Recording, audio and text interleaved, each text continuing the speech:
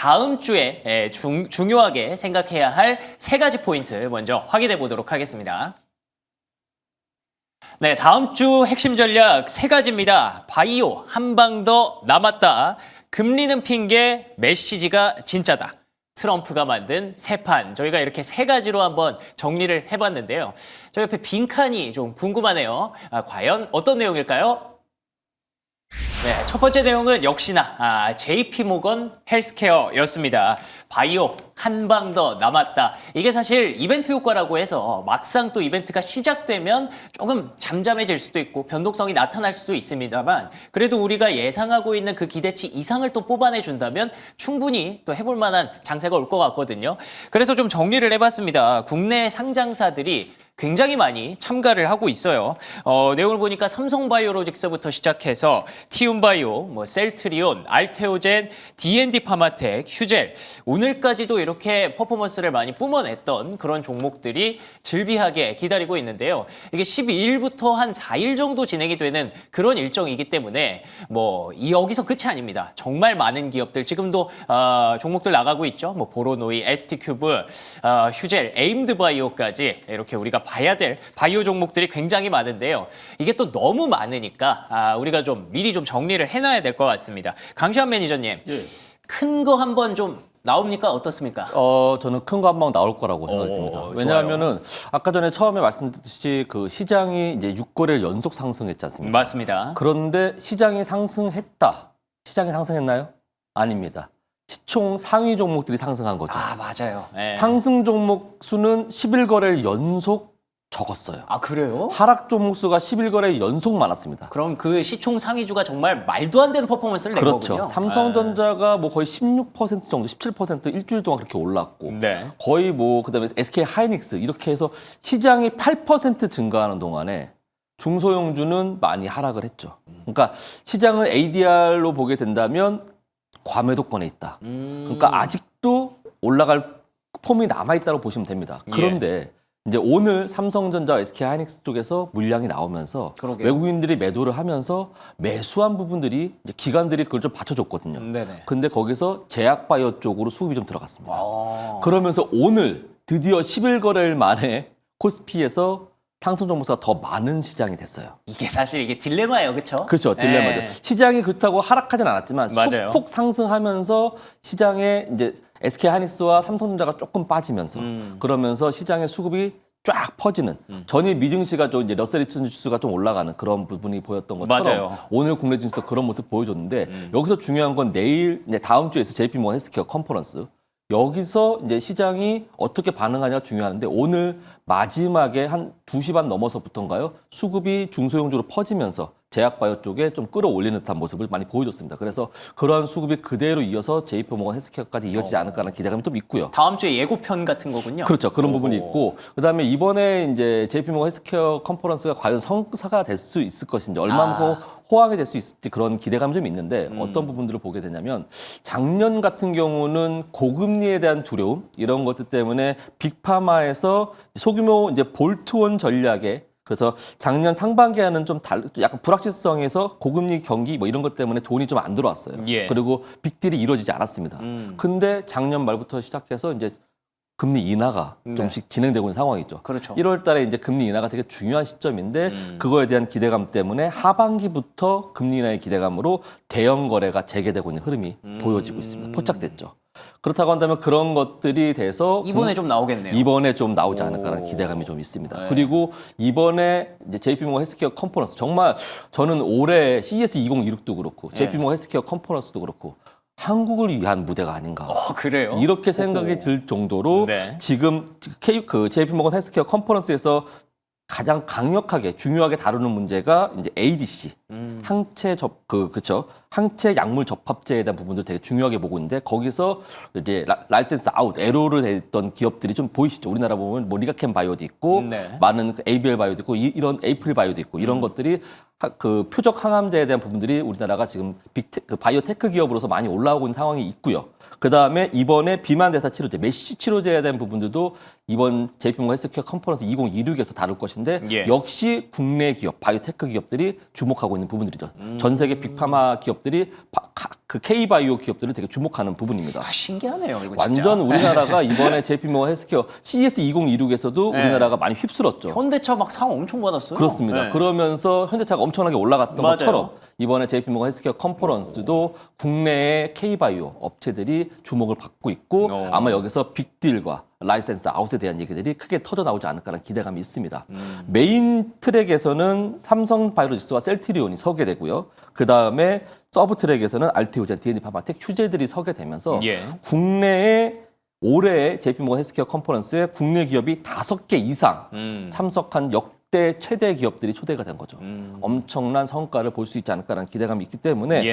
자, 이번 행사는 금리 인하의 기대감과 빅파마의 신성장 동력의 확보가 니즈가 좀 잘 맞아 떨어지는. 그렇죠. 지금 빅파마 같은 경우는 지금 뭐랄까 급해요 지금 빅파마. 그렇습니다. 이제 네. 그 특허 만료가 돼 있기 때문에 그 부분들에서 새로운 특허를 찾게 되고 있습니다. 거기서 국내 K바이오가 주목을 받지 않을까라는 기대감이 있기 때문에 이번에 JP모건 헬스케어 2026 네. 정말 기대해봐도 좋겠다라는 말씀 드리도록 하겠습니다. 아, 좋습니다. 그래서 그런지 아까 계속 언급해 주셨던 게 이제 메인 무대에 들어가는 삼성바이오로직스와 셀트리온이 이번 주에 퍼포먼스를 계속 보여줬거든요. 네, 맞습니다. 그래서 이 생물보안법 수혜까지 생각을 해서 이 CDMO에 주목하시는 분들이 계세요. 네네. 어떻게 좀 좋은 거 나오겠습니까? 어떻게 보십니까?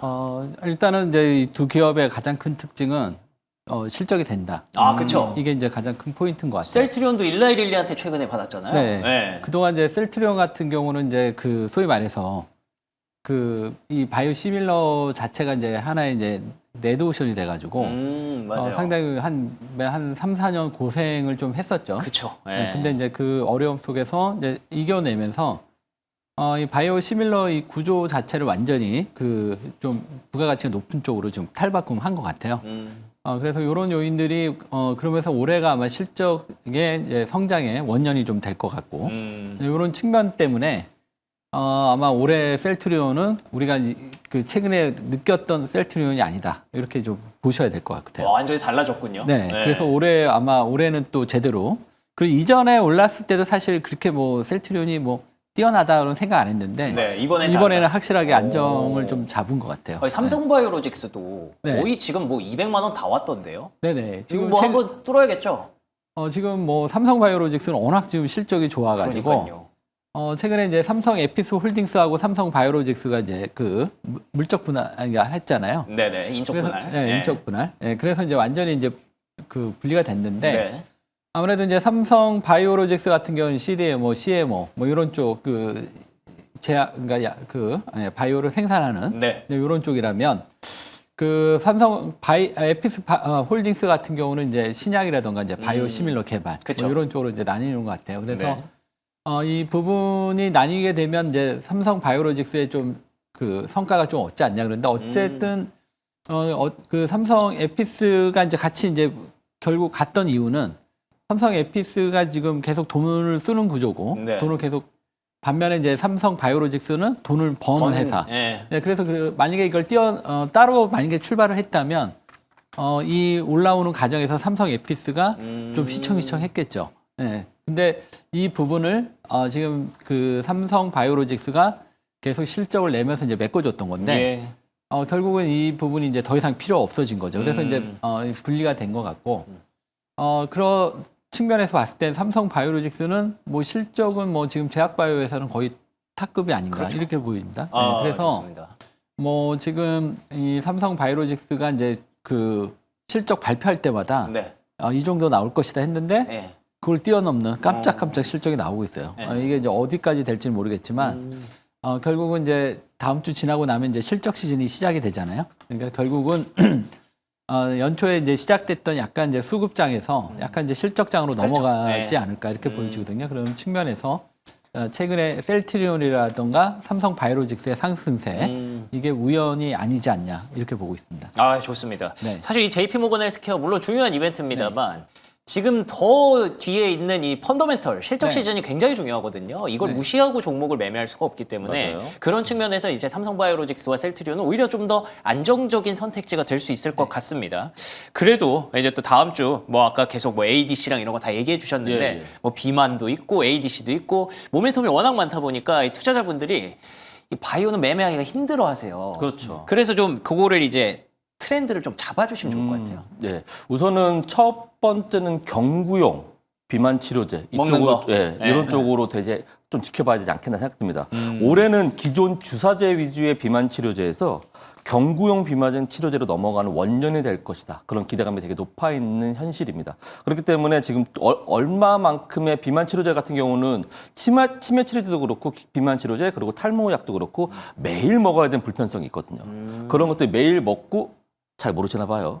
저는 네, 아직은 잘 그렇죠. 모릅니다. 그렇군요. 다행히도. 네. 탈모도 그렇고 비만도 그렇고 저는 뭐 다 해봤기 때문에 아, 그래요? 매일 먹어야 됩니다. 치매까지는 아직 아닌데 아, 비만도 좀 살이 좀 빠진 상황이고 머리도 이제 탈모도 이제 신경 써야 되는 둘 다 나이고 효과가 좀 있었나요? 엄청납니다. 그래요? 효과가 그러면 있었는데 이거 믿고 가는 거죠. 네, 믿고 가는 건데 네. 이게 매일 먹어야 될 불편함이 있어서 정말 매일 먹어야 돼서 하루라도 까먹으면 불안합니다. 근데 이제는 이제 그거에 대해서 이제 지속형 주사제라든지 네. 그리고 경구용 치료제로 하면서 좀 간편해지고 편해졌던 그러한 원년이 될 수 있다. 올해가 그렇게 좀 지켜봐야 될 것 같고 예. 그렇게 되면서 이제 경구용 비만 치료제에 대한 부분들이 게임 체인저로 지금 평가받는 그런 한 해가 됐습니다. 그래서 이제 시장 그 전문가들은 향후 비만 치료에 대해서 경구용 제재가 약 40% 정도 이제 늘어날 것이다라고 차지하게 될 것이라고 이제 평가하고 있기 때문에 관심 기업 정도는 D&D 파마텍, 그 정도의 그 기업들을 좀 눈여겨봐야 될 것 같고, 그리고 앞으로 이제 JP모건 헬스케어 컨퍼런스에서 경구용 GLP-1 기술력을 보유하고 있는 D&D 파마텍에서 아마 좋은 결과가 나오지 않을까라는 어허. 기대감을 좀 갖고 있습니다. 이번 주에 좋았죠. 네, 그리고 또 하나는 이제 AI 헬스케어 쪽을 좀 봐야 될 것 같은데 그전에는 AI 헬스케어가 거의 그냥 보조하는 역할이었다고 한다면 그렇죠. 이제는 실제로 수익이 창출될 수 있는 그러한 AI 헬스케어가 접근이 가능하다라고 좀 보여집니다. 네. 지금 AI의 산업이 점점점 발달되고 있기 때문에 AI 헬스케어도 그전에는 그냥 보조 요건이었던 것이 이제는 수치화로 발생되면서 숫자로 찍혀지지 않나라고 생각이 들기 때문에 그 부분은 좀 지켜봐야 될 것 같고요. 네. 마지막으로는 아까 전에 말씀드렸듯이 ADC.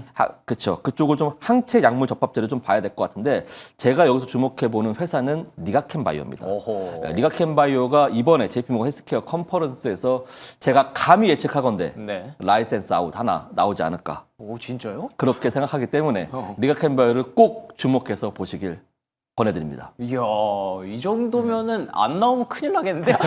제 종목 아니니까요. 네, 알겠습니다. 리가란 메이저 종목입니다. 예, 알겠습니다. 자, D&D 파마텍과 리가켄바이오 분명히 아니군요. 성화준 메이저. 성화준 네, 메이저 알겠습니다. 종목이네요. 네, 죄송합니다. 다음 주에 분명히 뭔가 큰 거 온다고 합니다. 네. 이 두 가지 종목은 다음 주에 꼭 한번 챙겨보시기 바라겠습니다. 자, 그러면 저희 두 번째 전략 한번 열어보도록 하겠습니다. 두 번째 전략은요. 금리는 핑계, 메시지가 진짜다인데요. 다음 주에 또 중요한 이벤트가 하나 예정돼 있습니다.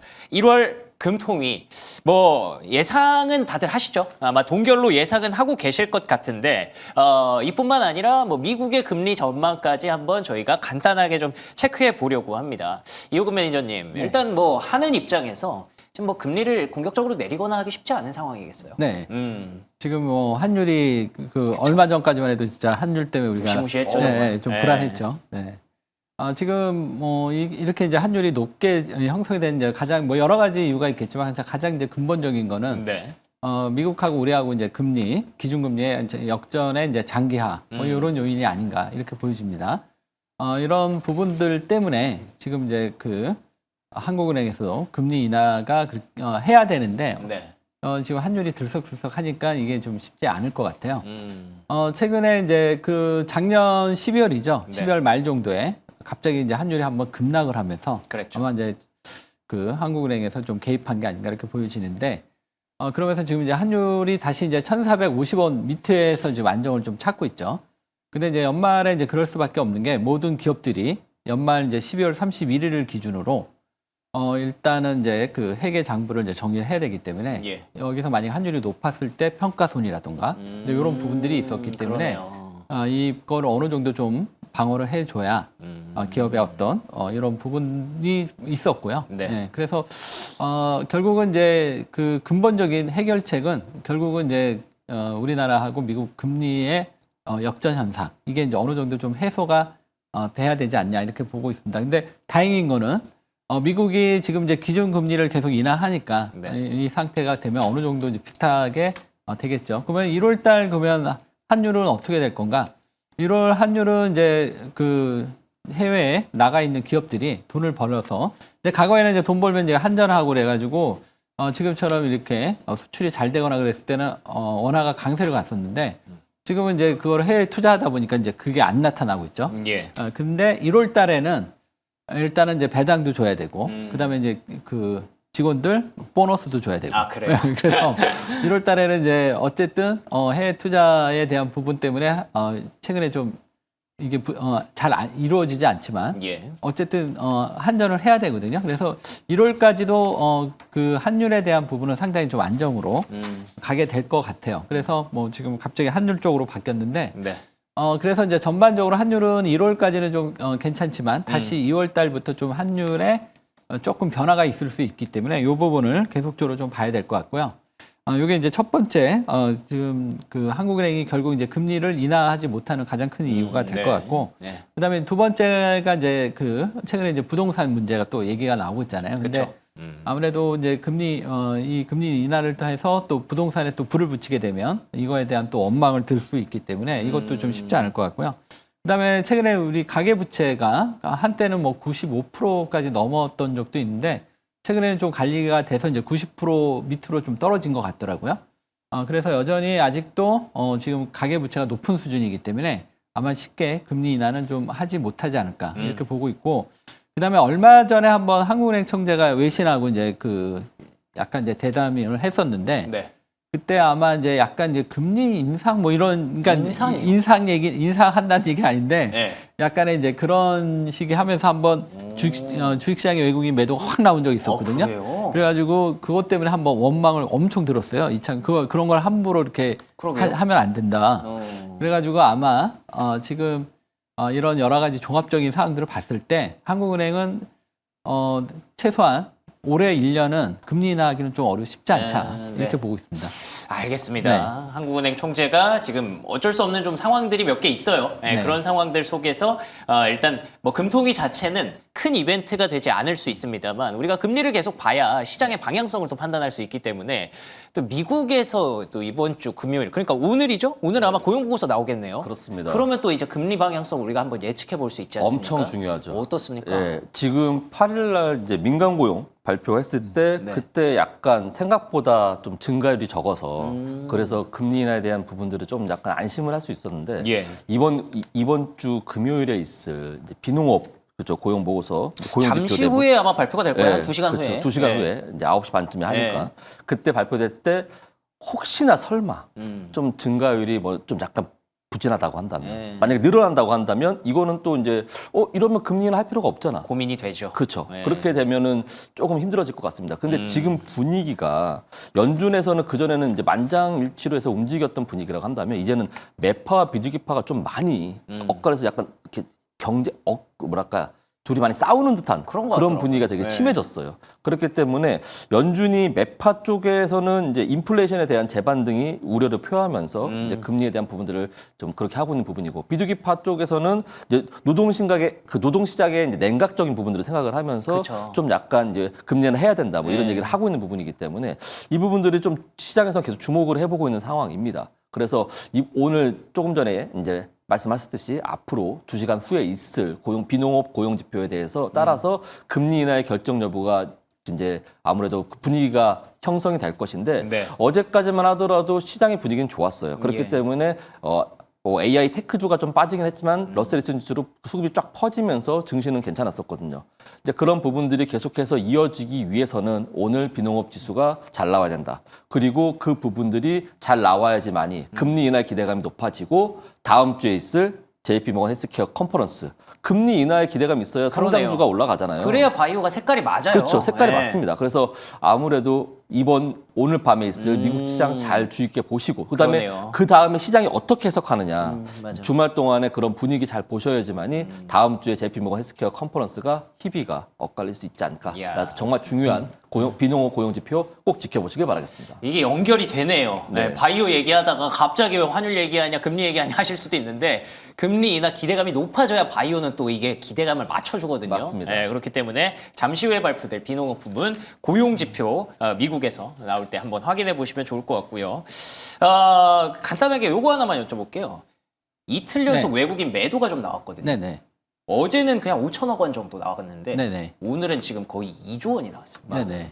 약간 좀 불안하다는 생각해야 되나요? 어떻게 보십니까? 아니 뭐 아직은 뭐 그 그렇게 정도는 아니에요? 예, 아직은 네. 이제 환율이 뭐 그렇게 막 다시 올라가고 이런 수준은 좀 아니어서. 58원까지는 올라오긴 했어요. 네. 그러니까 이제 아마 1월까지는 저는 이제 환율은 좀 괜찮다 이렇게 보고 있기 때문에 네. 아마 1월 달에 이제 최근에 이제 삼성전자 하이닉스에 좀 많이 들어왔기 때문에 이런 요인들이 좀 있지 않았을까 이렇게 보고 있고요. 예. 그래서 결국은 이제 아마 2월 달에 다시 이제 환율이 올라가는지 여부 이게 좀 중요할 것 같고 그리고 이제 환율이 올라갔을 때 그때 이제 외국인이 매도로 전환하는지 여부 네. 요게 이제 아마 앞으로의 포인트가 될 것 같아요. 네. 좋습니다. 사실 이 1,400원대라는 환율이 이제는 좀 뉴노멀이라고 얘기를 하잖아요. 그렇기 때문에 일단 최근에 좀 반등이 좀 7일 연속 나오긴 했어요. 예, 그래서 또 다시 이제 고민을 하게 되는 순간이기는 한데 매니저님께서 1월까지는 그렇게까지 크게 걱정할 일은 아니다라고 해주셨으니까 뭐 막 다시 고점으로 치닫지만 않는다면 외국인 매도세는 아직 걱정할 단계는 아니다라고 정리해 보고요. 그러면 또 궁금한 세 번째 전략 한번 확인해 보도록 하겠습니다. 자, 트럼프가 만든 새 판입니다. 요거는 뭐 여러분들이 예상하시겠죠? 맞습니다. 방산주입니다. 방산에 대해서 원래 그 미국의 예산이 2027년도 예산이 1조 달러였다고 합니다. 근데 그걸 최근에 SNS에다 올렸죠. 내 생각에 1조 5천억 달러까지는 가야 될 것 같아라고 하면서 방산주가 막 급락하다가 바로 급등을 만드는 그런 모습이었고요. 꿈의 군대라고 하니까 뭐 황금함대 뭐 이런 것도 좀 생각이 나고요. 그럼 국방 투자하면 대한민국의 조선 방산 또 기대하시는 분들이 많을 텐데 자, 일단 방산주 얘기부터 한번 해볼까요? 천조국이라는 별명이 있었잖아요, 미국이. 그렇습니다. 그게 사실 방산에 천조 쓴다 그래서 천조국인데 이 2천조국으로 별명이 바뀌었더라고요. 예, 2000조국 참 트럼프의 한마디에 의해서 그러니까요. 이 방산주가 이렇게 올라갈 줄은 정말 생각도 못했는데 어쨌든 방산주가 올해 실적이 이제 가시화되고 그러니까 그 전에 수주 잔고가 방산주 같은 경우는 좀 약간 제품을 만들어내는 그러한 시간이 오래 시간이 걸리기 좀 걸리죠. 때문에 그렇기 때문에 수주가 들어온다 하더라도 실적으로 찍히는 데까지는 시간적인 딜레이가 있습니다. 예. 근데 그런 부분들이 수주가 쌓였던 부분들이 2026년부터는 실적으로 전환되는 시기이기 때문에 방산주 똑같이 조선주도 똑같이 같이 그러한 개념이기 때문에 이번 26년도에는 조선주와 방산주가 같이 올라갈 것이라는 기대감이 있었던 거거든요. 그래서 작년에 더 기대감이 올라왔었고 올해도 더 갈 수 있다는 기대감이 좀 있는 상황입니다. 자, 그런 부분에서 트럼프가 결론부터 말씀드리면 트럼프, 그렇죠. K방산의 랠리는 지속될 것인가? 요게 좀 주목을 해봐야 되거든요. 되게 예. 궁금하실 겁니다. 예. 근데 뭐 가능성 되게 높다라고 봅니다. 그래요? 가능성은 높고요. 그렇지만 미국과 디커플링이 좀 돼야 된다. 어? 미국이 방산주 안 미국의 좋아야 돼요? 방산주와는 좀 안 좋아야죠. 아, 그래요? 네. 그러니까 지금 트럼프가 얘기는 했지만 또한 무슨 미국의 방산주가 좀 덜 올라갔던 부분이 뭐냐면 그 로키드 마틴 쪽에서 이제 방산 기업에 대해서 그 뭐랄까 비용을 절감하고 자사주를 매입하라 이런 맞아요. 얘기 그거 하지 있었잖아요. 말라 그랬죠. 네. 그렇기 때문에 좋은 호재가 있으면도 로키드 마틴은 못 올라갔거든요. 맞아요. 덜 올라갔어요. 근데 거기에 대한 반사 수혜가 K 방산 쪽으로 쭉 오게 되는 거죠. 그러니까 K 방산 쪽에 주목을 좀 하려면 그리고 또 미국 쪽에서 그렇게 방산에 대한 부분들을 늘렸고 예. 그다음에 동맹국에 대해서도 야 니네 그러면은 우리한테 그 방산 비용을 더 내던지 아니면은 니네 자체적으로 방산 그걸 더 키워라 이렇게 얘기를 했었기 때문에 그렇다고 한다면 그런 동맹국들이나 동유럽 쪽에서 이제 유럽 쪽에서는 자 그러면은 방위비를 더 낼지 아니면 자기네가 방산을 더 구축할지에 대한 이제 고민에 빠지게 되죠. K방산 전화해야죠. 그렇죠. 그러면은 네. 가성비가 너무나도 네. 뛰어나고 납기일이 빠른 K방산 쪽에 바로 전화가 그럼요. 들어가는 거죠. 네. 바로 이제 문의가 들어오면서 그런 것들 지금도 계속해서 문의가 들어오고 있고 뭐 폴란드뿐만 아니라 루마니아, 중동에서도부터 계속해서 심지어 프랑스까지. 그러니까 전 세계 방위 산업체의 그런 납품을 하는 나라 중에 가장 큰 회사가 미국이고요. 네. 그다음에 유럽 쪽이나 동남아시아 쪽 들어갈 때는 프랑스입니다. 근데 프랑스에조차도 K방산을 얘기를 하고 있으니까 신기하네요. 진짜. 이제 K방산 쪽이 아마 더 크게 되지 않을까라는 기대감을 좀 가져보셔도 되겠다라는 말씀드리도록 하겠습니다. 좋습니다. 근데 뭐 프랑스에서 끝나는 게 아니라 네. 중동도 K방산을 원해요. 네네. 네. 지금 뭐 이게 중동 같은 경우는 지금 이제 중국하고 우리하고 지금 한판 붙는다 뭐 이런 얘기가 좀 있더라고요. 네. 그러니까 이제 원전 같은 경우도 이제 중국하고 우리하고 또 이제 부닥치는 경쟁이죠. 경우. 네. 예. 근데 이제 이런 여러 가지 부분인데 우리가 그래도 이제 중국보다 중동에선 좀 더 유리하지 않을까 이렇게 보고 있는 이유는 네. 기존에 이제 중동의 무기 체계가 이제 아무래도 이제 서방 이쪽에 가까운데 이게 계속 일관성을 좀 유지하게 되면 중국 쪽이 갑자기 확 들어오는 것보다는 아무래도 우리가 이제 서방 이쪽에 좀 가깝기 때문에 예. 우리나라의 방산을 쓰는 게 좀 더 유리하지 않겠냐. 뭐 이런 그게 시스템 맞추기가 어렵다고요. 예, 예. 그래서 이제 그것 때문에 이제 우리가 좀 더 우위에 있지 않나 이런 얘기가 있고요. 네. 특히 이제 그 중동이 좀 기대되는 거는 그 유럽 같은 경우는 이제 폴란드 같은 경우는 우리가 이제 어떻게 보면 이제 자금 지원하면서 이렇게 했는데 마진이 좀 그렇게 높지는 않았었거든요. 물론 이제 초창기였기 때문에 근데 이제 중동에서는 이제 상당히 높은 마진으로 우리가 이제 그 방산 수출을 할 수 있어서 지금 중동에 대한 기대감이 지금 상당히 높은 것 같아요. 네, 그리고 유럽도 지금 이제 폴란드 쪽만 했었는데 예. 뭐 최근에 얘기되는 거는 지금 뭐 보시면 이제 뭐 스페인도 있고 프랑스, 뭐 노르웨이 뭐 좀 상당히 이게 지금 사실 잘 안 네. 믿겨요. 이게 말이 되나 싶어요, 진짜. 네, 이렇게 됐던 게 뭐 결국 우리가 이제 오랫동안 이게 그 분단 상태에 있다 그렇죠. 보니까 다 군대 갔다 왔으니까 예, 또 알죠. 뭐 예. 평화 무드일 때 우리는 계속 열심히 무기 만들었죠. 예. 그게 결국 지금 이런 좋은 결과가 나오는 것 같습니다. 아, 좋습니다. K 바이오부터 시작해서 K 방산까지 이게 참 듣고 있으면은 이게 맞나 싶은 그런 내용들이었는데 이게 현실입니다, 여러분. 다음 주에 보게 되실 세 가지 전략들 한번 정리해 봤고요.